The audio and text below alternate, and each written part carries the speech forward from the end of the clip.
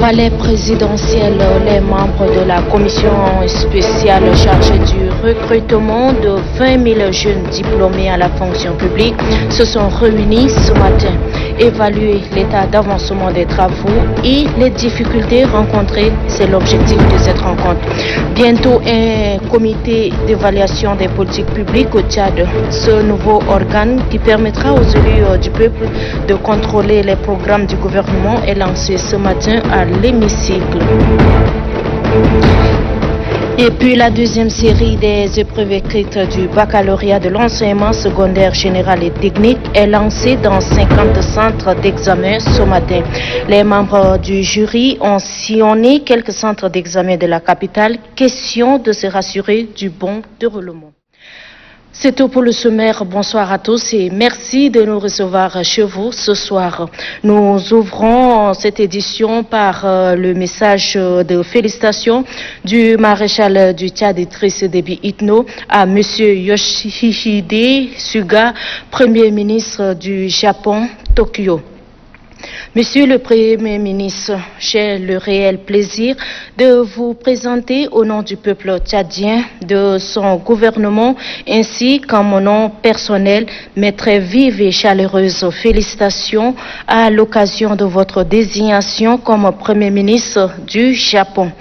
La confiance que le peuple japonais, à travers ses représentants de la Chambre, a placée en votre auguste personne est une illustration de votre engagement à son service et constitue un vibrant hommage rendu à vos grandes qualités d'homme d'État.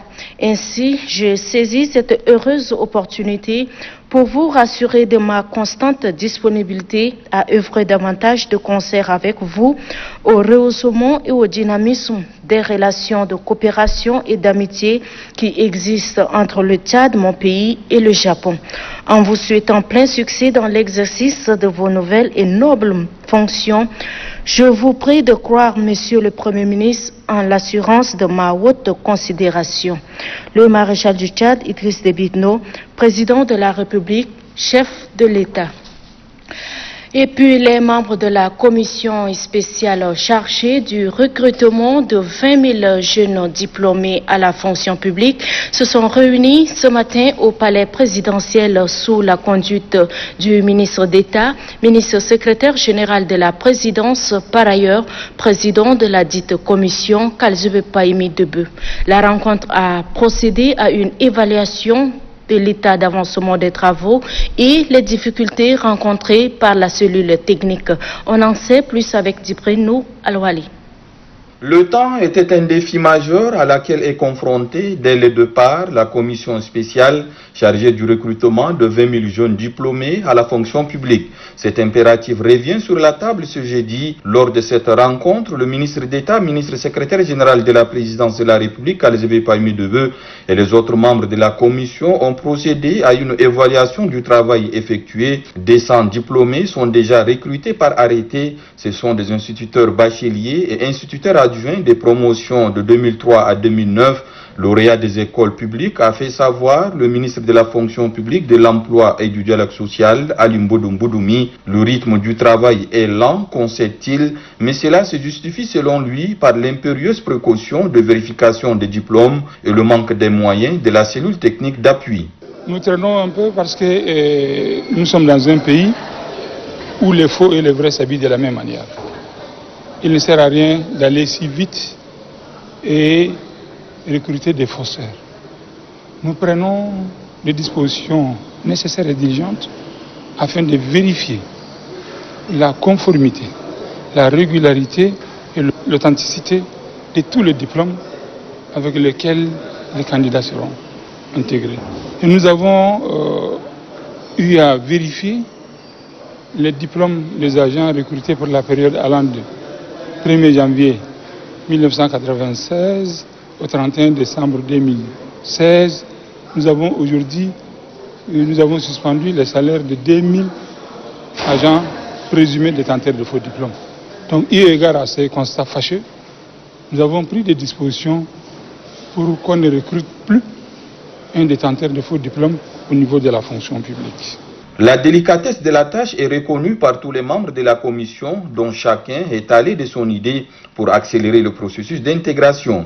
Le ministre d'État, ministre secrétaire général de la présidence de la République, Alzebe Païmé-Debeu, a annoncé que les moyens seront débloqués d'ici le début de la semaine prochaine pour la cellule technique d'appui. Si pour lui, le mot d'ordre ancienneté des dossiers demeure, le respect des textes régissant l'intégration à la fonction publique doit être appliqué, excluant de facto les candidats atteints par la limite d'âge. Jeunesse, mais aussi mérite et profil sont entre autres critères à considérer en fonction des besoins des ministères. Un cap de 5000 intégrations est fixé par le ministre d'État d'ici fin septembre, prenant en compte le recrutement des enseignants scientifiques à l'éducation nationale et l'intégration systématique des lauréats de l'école d'agriculture de Baïli au ministère de l'Agriculture. C'est conformément aux quotas fixés préalablement aussi que le ministère de l'Élevage verra ses besoins satisfaits.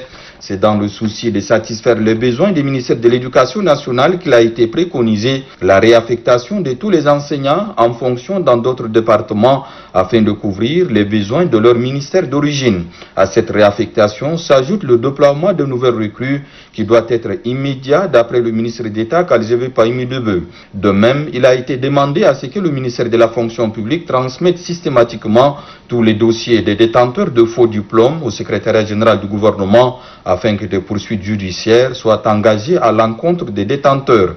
À cet égard, l'ONEX est sollicité à délocaliser ses services au ministère de la fonction publique pour plus de dextérité dans la vérification des diplômes.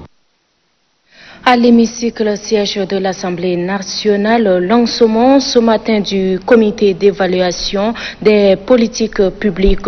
Ce nouveau organe permettra aux élus du peuple de contrôler et évaluer les différents programmes et projets initiés par le gouvernement et ses partenaires en faveur des populations. C'est le président de l'Assemblée nationale, Dr Haroun Kabadi, qui a présidé la cérémonie. Chose vue et entendue avec Doba Robert. Né des entrées de la loi fondamentale consacrant la 4e République, le comité d'évaluation des politiques publiques est un organe de l'Assemblée nationale. Il est composé de 27 députés issus de toutes les sensibilités politiques représentées au sein de l'hémicycle. Le CEP bénéficie également de l'appui des experts des différents secteurs de la vie publique.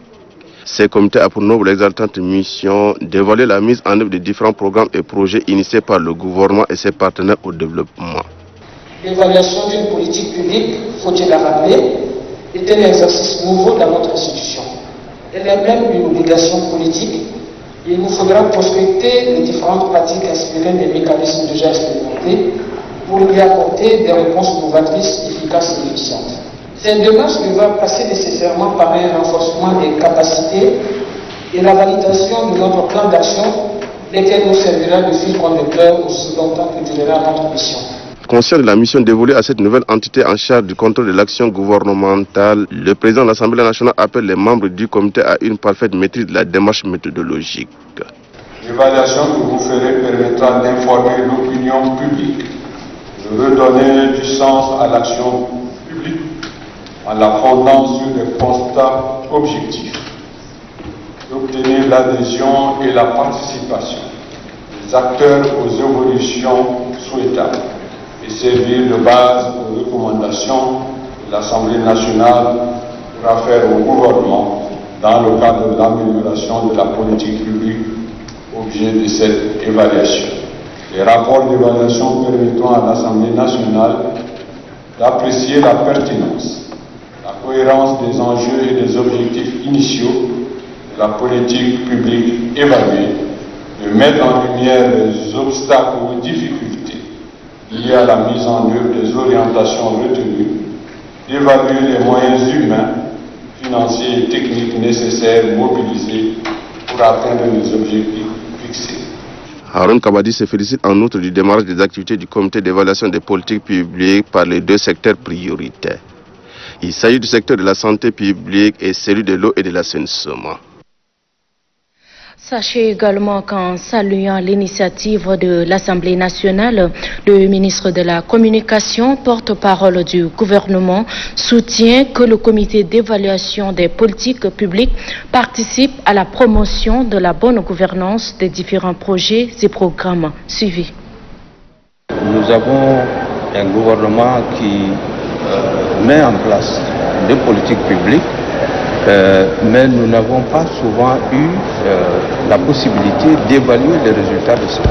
Je pense qu'à travers cet instrument de l'Assemblée nationale, nous aurons l'opportunité et l'opinion publique avec qu'est-ce que le gouvernement a décidé, quel investissement a été fait dans tel ou tel secteur et au bout de compte, quels résultats on a obtenus. Je pense que cela permettra quand même de situer les responsabilités des uns et des autres par rapport à la conception des politiques publiques, à leur mise en œuvre et à leur évaluation. Ce n'est pas un instrument pour juger tel ou tel, mais c'est un instrument qui doit contribuer à l'évaluation des politiques publiques. Je pense que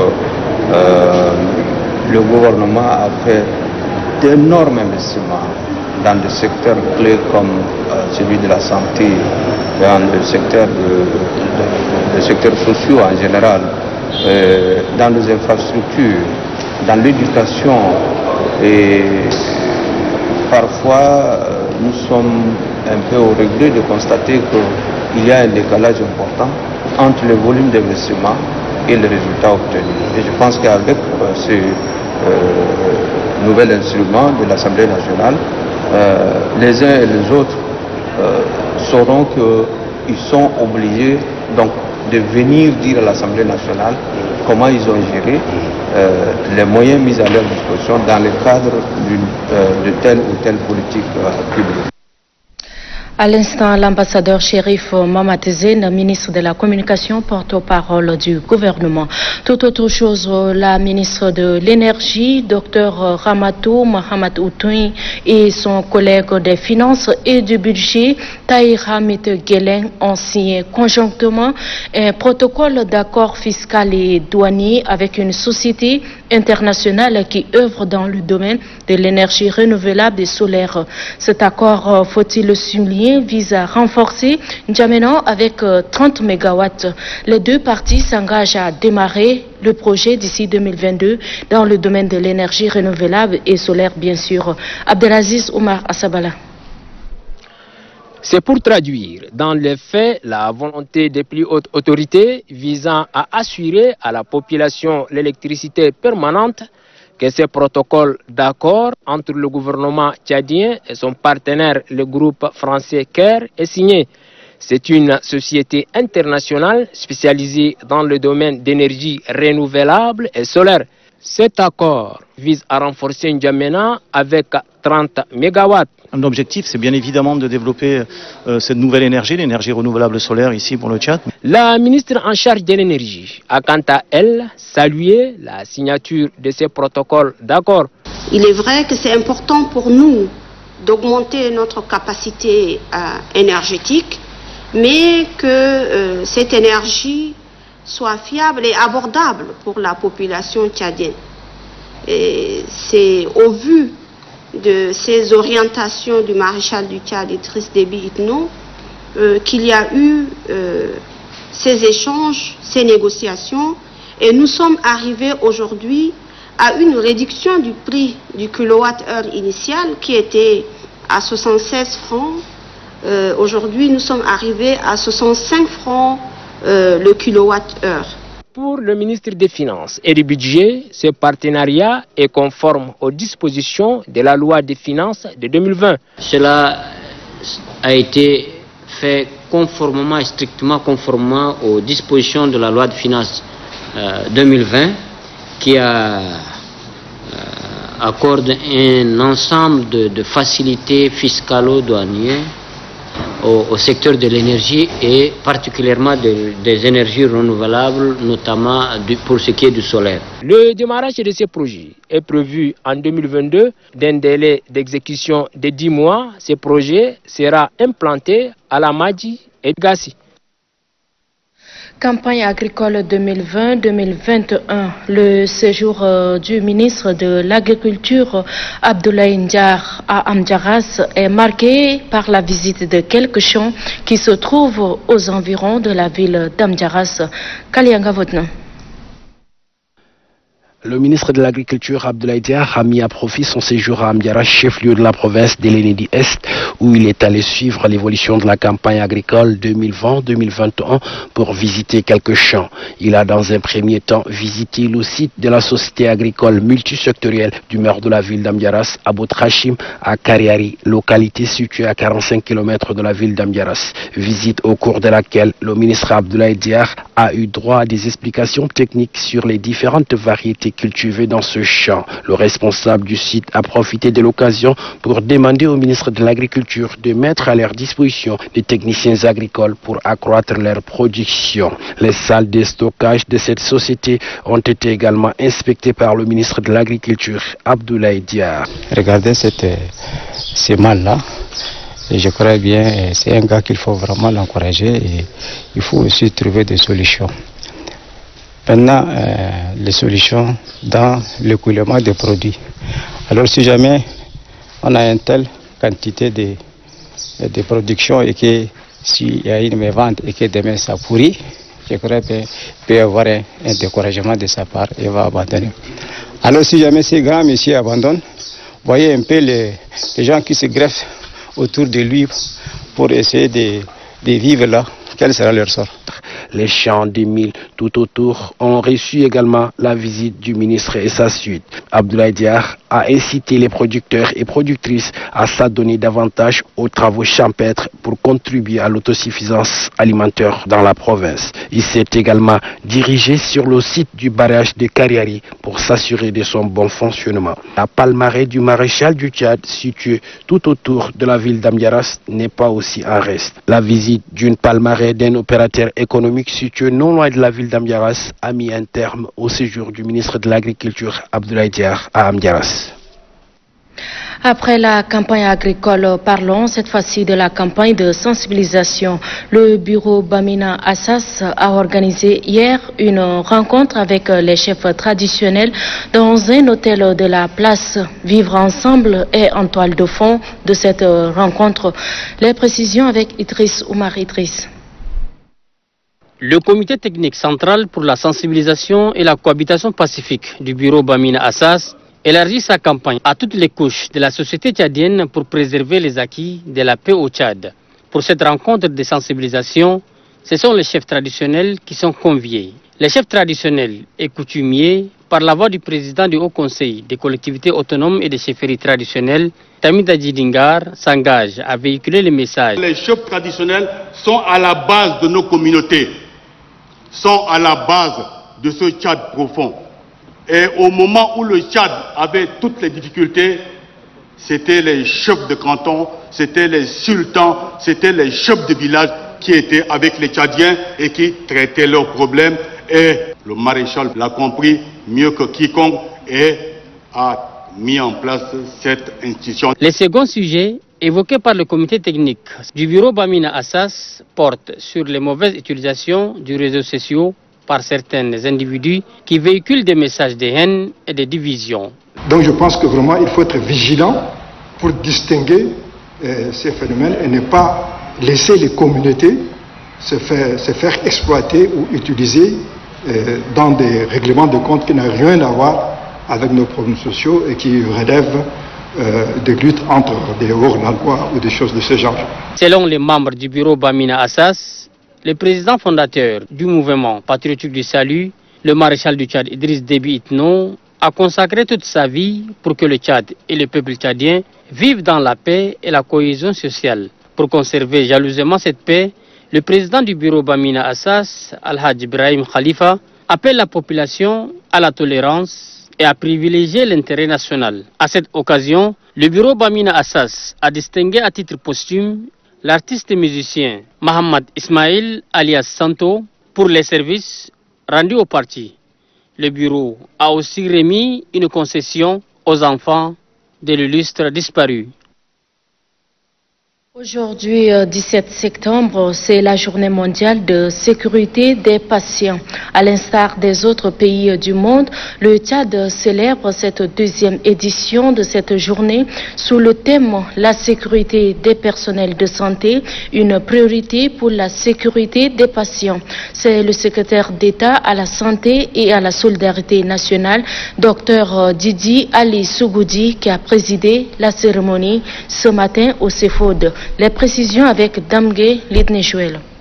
C'est sous le thème « La sécurité des personnels de santé, une priorité pour la sécurité des patients » que le Tchad, à l'instar des autres pays de la planète, commémore cette journée. Une journée qui met un point d'honneur sur la qualité des soins dans les établissements sanitaires. Pour la directrice adjointe de la protection des soins, Halime Sadia Al-Rachid, cette célébration est une occasion pour les différents acteurs de mener des réflexions tendant à améliorer la qualité des soins et à mettre en exergue l'aspect prévention en cette période de pandémie de Covid-19. La représentation de l'Organisation mondiale de la santé au Tchad se félicite de la célébration de cette journée.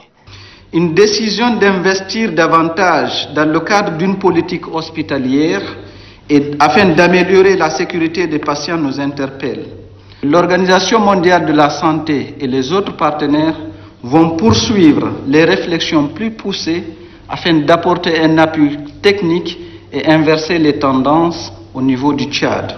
Selon le secrétaire d'État à la santé et à la solidarité nationale, la sécurité dans le traitement des patients est tributaire de celle du personnel soignant. La sécurité est à deux niveaux. Il y a la sécurité du personnel soignant, mais également la sécurité du personnel, de la personne qui vient se soigner, ou les patients. À ces deux niveaux, il faut l'extrême prudence, car la première des choses, c'est de ne pas nuire.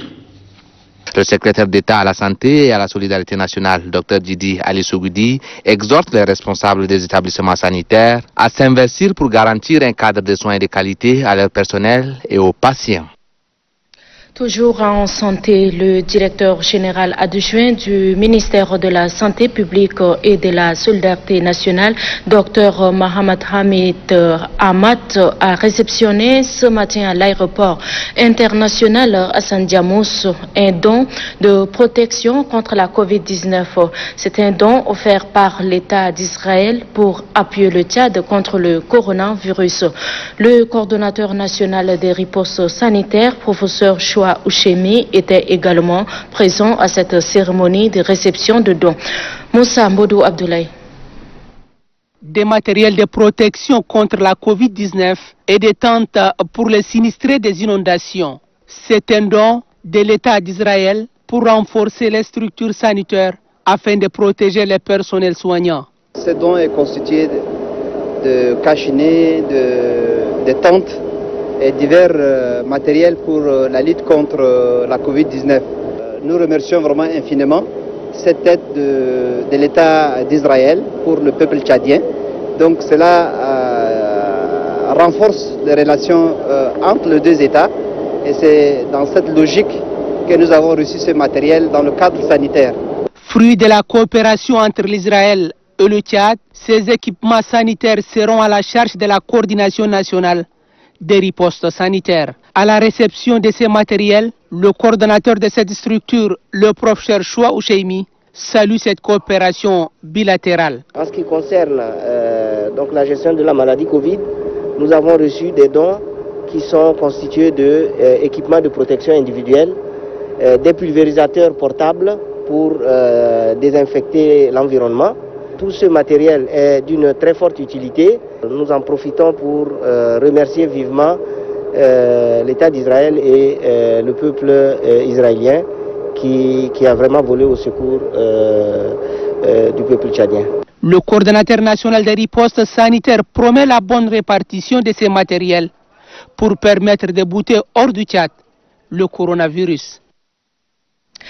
Et puis au palais de la justice ce matin, une scène spectaculaire s'est produite ce matin. Un citoyen arrêté dans l'affaire de champ de fil a réussi à s'évader après le verdict de son jugement. Informé de la situation, le procureur de la République a ordonné les forces de l'ordre à ramener l'accusé. Je vous propose de suivre le procureur de la République. Effectivement, nous avions eu ce matin une audience dite de flagrant délit quotidien de jeudi. Et lors de cette audience, la procédure relative à l'affaire dite de champ de fil a été vidée, dans laquelle le colonel que voici et d'autres jeunes qui sont impliqués ont été jugés. Et juste après le vidé du délibéré, il y a eu un incident qui s'est produit dans la salle d'audience. Le colonel n'avait pas accepté le verdict et il a vidé la salle, accompagné de quelques parents et amis. Il est descendu de la salle et un véhicule était à sa disposition. Ils l'ont pris pour une direction inconnue, pour ne pas repartir à la maison d'arrêt. C'est pour s'extirper des mains de la justice. Des recherches ont été engagées qui ont débouché à son arrestation, sinon à sa réarrestation. Les informations qui ont été diffusées dans la presse en ligne comme la presse audio font état qu'il est porté disparu. Mais fort heureusement, la vigilance des forces de sécurité a permis à ceux-ci de le rattraper. Et il a été mis aux arrêts. Et maintenant, on vous les présente. La conduite à tenir pour la suite, c'est qu'il n'est pas arrêté seul. Il y a d'autres personnes qui sont arrêtées, ceux qui l'ont aidé. Ils sont 5. Ils sont en provenance du palais. On va vous aussi les présenter. Mais la suite, c'est qu'il y aura des poursuites pour évasion et complicité d'évasion. Parce que c'est un affront de l'état de droit. C'est un affront de l'État. Quand on est à la justice, quand on n'est pas d'accord d'une chose, on doit user de voies de recours. On doit se soumettre à la décision de l'État. Un individu ne peut pas se croire supérieur à l'État. L'État, c'est une force. L'État, c'est un tout. Baccalauréat de l'enseignement secondaire général et technique, la deuxième série des épreuves écrites est lancée ce matin dans les 50 centres d'examen retenus par le jury pour abriter les 19 443 candidats déclarés admissibles à la première session. Pour se rassurer du bon déroulement de l'examen, les membres du jury et le directeur général de l'ONEX, professeur Bakary Abo, ont quelques centres d'examen de la capitale. Suivez le reportage que nous propose Kadouba Théophile. Cette deuxième série du baccalauréat de l'enseignement secondaire général et technique concerne les 19 443 candidates et candidats déclarés admissibles à la première série. Ceux-ci ne composent que les matières fondamentales de leur série. Pour se rassurer du bon déroulement des épreuves, les membres du jury et le directeur général de l'ONEX ont visité quelques centres. Vous avez fait l'essentiel durant cette période difficile. Vous avez franchi l'étape la plus importante. Évitez justement la tricherie. Il ne reste qu'un petit pas pour être heureux aussi comme les autres. Le président du jury s'est réjoui du climat dans lequel se déroule cette deuxième série. Dans tous les centres qu'on a visités, en tout cas tout est calme. Les candidats sont concentrés, tout évolue dans de meilleures conditions. Même les mesures barrières sont respectées. Et pour nous, c'est déjà une bonne avancée. Et même les contacts que nous avons eus avec les présidents de centre dans les provinces, tout évolue dans de meilleures conditions. Donc nous sommes rassurés que cela continuera ainsi jusqu'à la fin du déroulement du bac. Vu le nombre de matières à composer, les candidates et candidats n'ont qu'une seule journée d'examen. Les responsables des institutions d'enseignement supérieur sont en conclave. Ils réfléchissent sur les plaquettes de formation des écoles doctorales au Tchad. C'est le président de l'université du Tchad qui a ouvert les travaux. Thomas Ousmane.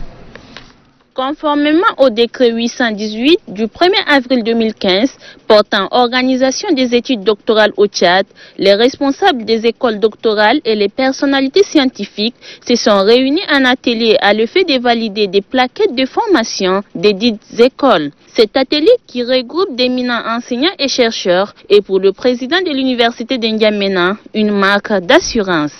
Les membres du conseil scientifique et pédagogique travaillent depuis près de 3 ans et ce travail acharné a permis progressivement aux écoles doctorales de devenir une réalité au Tchad. Ils continuent de s'attaquer à des défis primordiaux relatifs au fonctionnement et au développement des écoles doctorales. Pour le vice-président chargé des écoles doctorales de l'université d'Ndiamena, cette mission qui permettra le démarrage effectif des activités académiques prévues en première année des doctorats concerne toutes les personnalités scientifiques. L'université d'Ndiamena, à travers les écoles doctorales, fait aujourd'hui appel à vous, mesdames et messieurs, les éminentes personnalités scientifiques tchadiennes, pour cette phase des écoles doctorales où votre rôle est irremplaçable et qui déjà préfigure de la place qui sera la vôtre dans l'accompagnement et la consolidation des écoles doctorales en cours d'envol. La création de ces écoles de formation doctorale est l'une des initiatives innovantes entreprises par les plus hautes autorités, au premier rang le maréchal du Tchad Idriss Déby Itno, président de la République pour le développement du pays, conclut le président de l'université d'Ndiamena, Mohamed Saleh Daoussa Hagar. D'un atelier à un autre, cette fois-ci, ce sont les responsables des écoles de santé et les encadreurs de terrain qui sont à l'école du savoir. Ils renforcent leur connaissance sur l'usage des outils et fiches harmonisées d'évaluation des stages. C'est une initiative du projet pour l'autonomisation des femmes et dividendes démographiques au Sahel qui vise à offrir des soins de qualité aux populations. Et c'est le directeur de l'ENAS qui a ouvert les travaux, Mohamed Seyd Abakar. Sont concernés par la formation sur l'usage des outils et fiches harmonisées d'évaluation des stages les responsables des écoles publiques et privées de santé et des encadreurs de terrain. Ils auront à renforcer leurs capacités afin de mieux encadrer les stages des élèves infirmiers et sages-femmes suivant les normes standards. Pour la chargée du programme santé au projet SWET, Fatima Mohamed Maloum, la formation des formateurs en encadrement des stages est une priorité pour sa structure.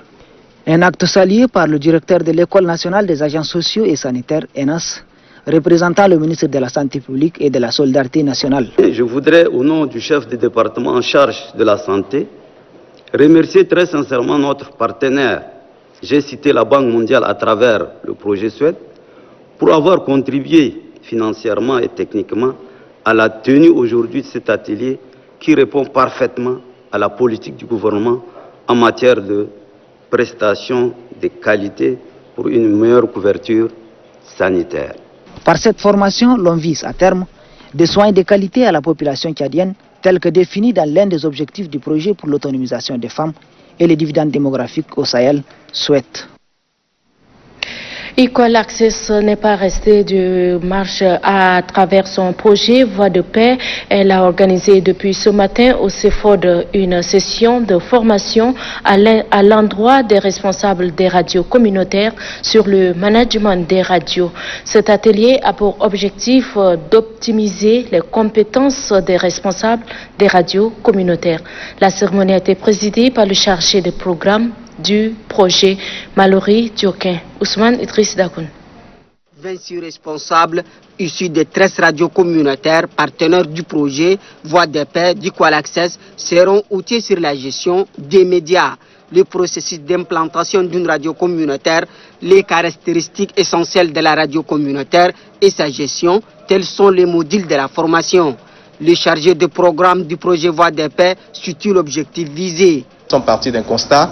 Il s'avère qu'il nous manque beaucoup de management pour pouvoir arriver à booster les radios communautaires dans nos localités. Vous aurez tout le temps possible avec le formateur, poser des questions, n'hésitez pas et prenez aussi contact, pourquoi pas, pour des éventualités sur le terrain. Financé par l'Agence de développement américain USAID, le projet Voix de paix contribue à la réduction de la vulnérabilité et de l'extrémisme violent. Il intervient dans les provinces du Lac, de Hadjar Lamis, du Moyen Chari, de Chari Bagrimi et de N'Djamena. Défi de la presse écrite face à la presse électronique, c'est le titre d'un livre écrit par notre confrère Zakaria Yaya. La présentation de ce livre s'est déroulée au CEFOD. Reportage Moussa Mbodou. Défi de la presse écrite face à la presse électronique, c'est le titre d'un livre écrit par le journaliste Zakaria Yaya Zakaria. Un livre de 176 pages, subdivisé en 4 grandes parties, préfacé par l'un des doyens du métier, Nguerabay Adoum Saleh. Dans cet ouvrage, l'auteur retrace le rôle de la presse écrite et ses défis à l'ère de la presse numérique. D'après ces jeunes écrivains, malgré l'évolution de la technologie de l'information et de la communication, la presse traditionnelle ne disparaîtra pas. Beaucoup disent qu'avec la nouvelle technologie de la communication et la presse électronique, peut-être un jour les journaux vont disparaître. Mais ça, selon les études que j'ai faites, c'est pas possible. On ne peut pas vraiment laisser les journaux parce qu'il y a l'Internet. Au regard des difficultés que rencontre la presse tchadienne en général, il propose 30 pistes de solutions. La piste de solution, j'ai 30 solutions. Un journaliste, il doit se respecter lui-même pour qu'on le respecte. Et le manque de financement par le HCC qui est déjà arrêté. J'ai demandé au HCC de continuer de donner l'aide à la presse. La présentation de ce livre a été rehaussée par plusieurs personnalités, ainsi que le conseiller du ministre de la Communication, porte-parole du gouvernement. Abdallah Issa a vivement félicité l'auteur. Pour lui, la presse a joué un rôle très important dans le processus de la démocratie et du développement du pays. Né en 1981 à N'Djamena, l'écrivain Zakaria Yaya Zakaria est traducteur et journaliste de formation. Défi de la presse écrite face à la presse électronique est son 5e livre. L'auteur est actuellement chef de service des nouvelles et programmes à la station provinciale de l'Onama, d'Amdiaras. Et puis, ce communiqué émanant de la commune de la ville de N'Djamena avant de nous séparer. Dans le souci de limiter la prolifération des moustiques, le maire de la ville de N'Djamena informe la population qu'une opération de démoustication de la ville sera lancée ce vendredi 18 septembre 2020 de 18h00 à 22h00 au quartier Ardé Dumbal et s'étendra dans les autres quartiers de la ville.